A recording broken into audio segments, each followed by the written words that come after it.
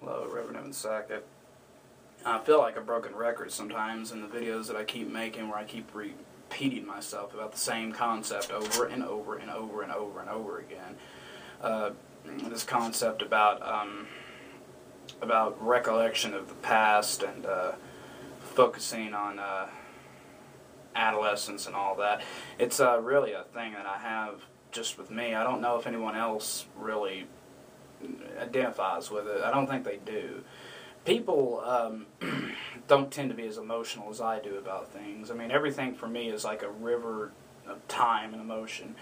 A normal person drives past a set of woods, and they look at it and they say, okay, that's just a set of woods. I drive past a set of woods. It's got to have some great, meaningful bullshit story behind it with this poetic, intertwined image that locks in my head and makes me see this ocean of time and recollection and what the fuck ever, which it really gets annoying at times to be so fucking emotional about everything and to make such a big deal out of a bunch of nothingness. But, I guess I need to learn to deal with it. The good thing about today's society is that we can stay in touch with people that have moved on, moved away.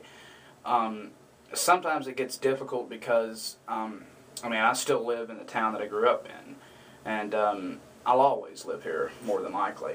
I might, depending on the situation, I have no desire to move anywhere else, mainly because of the sense of security that I have here.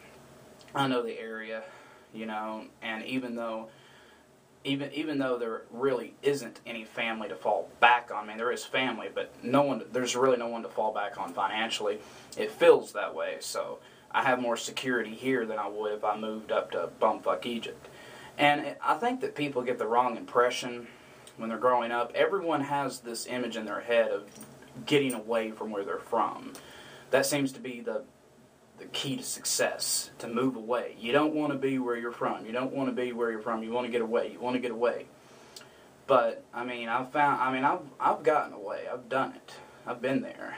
I moved away just as soon as I got out of high school. I was gone. Moved to several different states.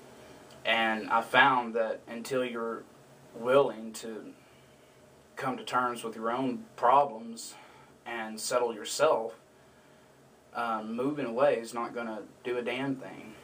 I've seen it a million times. It's just like all of these hitchhikers that are constantly going from state to state to state. They think that they're just going to go into another state and doors are just going to open up for them, and it's not going to happen. It doesn't matter where you are. Obviously there are places where the economy is better, where there's better jobs, things of that nature, and obviously if you get transferred, you need to be willing to relocate a lot of times in order to move up in a company.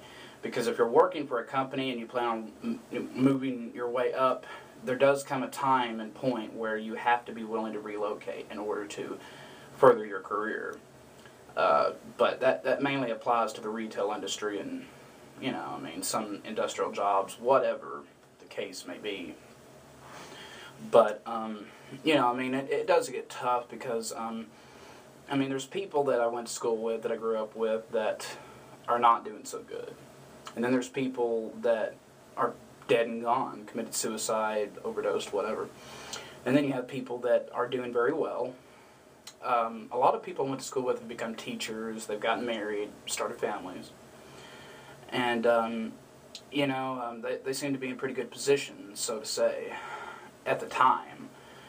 Come about 5-10 years from now, they probably won't be, because they'll probably be right in the middle of the thralls of divorce and bankruptcy and what the fuck ever. But in this country, it's all about projecting an image of success. It's not about actually being successful. It's about looking successful. But I don't know, maybe I've been trying to impress people or something, trying to make a point across, trying to show the people that, I grew up with, that I'm not the idiot that they thought I was. But all that aside, I guess there comes a time in everyone's life where you have to, let go of the past and move on. And what I was going to do, my publisher recommended me doing this, is I was telling him some stories about, me growing up in this area, in this region. And he said, well, that in itself will make a good book. So, as soon as I finish the book that I'm working on right now in Claresville and publish it, I'm going to start working on sort of a recollection of my adolescent experiences. It's going to kind of focus on a central group of characters and myself. Of course, I'm going to use a different name, and it's not going to be the actual true story. It's going to be adapted from what happened, and there's going to be moments where things are a little bit more exaggerated than they really were in actual reality. Of course, you got to do that. What the hell? It's just a story. But I am worried about the fact that I do plan on putting some things in this book that are based on certain individuals. And if those certain individuals were to read this book, they will notice immediately that this character is based upon them. And it's going to have their story and their pains and their reality in it. So they might become angry with me about it. I don't know, but it's the only way that I think that I can eventually put all this behind me and move on, because that's what I want to do, is to make something of this past, this experience that I've had. And just using it as inspiration for other stories doesn't do the trick. I've used it as inspiration for numerous other stories and adapted it into this and that, and it just doesn't do the trick. Until I sit down and focus on this experience. Because for me, it was very traumatic. For other people, it wasn't. For other people, it was just partying and fucking. A lot of them were like, high school was a blast, had a great time, all I did was party and get laid, okay, time to grow up, move on. For me, it wasn't like that. For me, it was a very traumatic, damaging experience. It was, hellish for me. I battled drug addiction, I battled rejection, I battled self-hatred, suicidal tendencies. It was just, it was a breaking point, a pivotal point in my life that I'm amazed that I survived through. I came very close to just being another statistic. And, it does bother me to this day that a lot of the people that I knew personally as children, that I grew up with, that I've known since kindergarten, act like that they don't really have any interest in speaking to me today. I'm not sure exactly why. Maybe they've moved on with their lives, and maybe it's because we shared similar addictions at one point in time. They don't want to speak to me because they're afraid that it's going to cause them to relapse. I don't fucking know.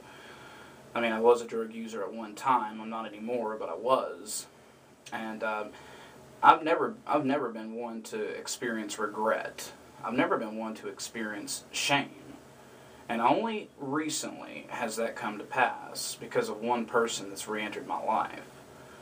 And, I can't even begin to explain all of that. If you're interested in knowing about that person, I suggest you go to my website and read the blogs.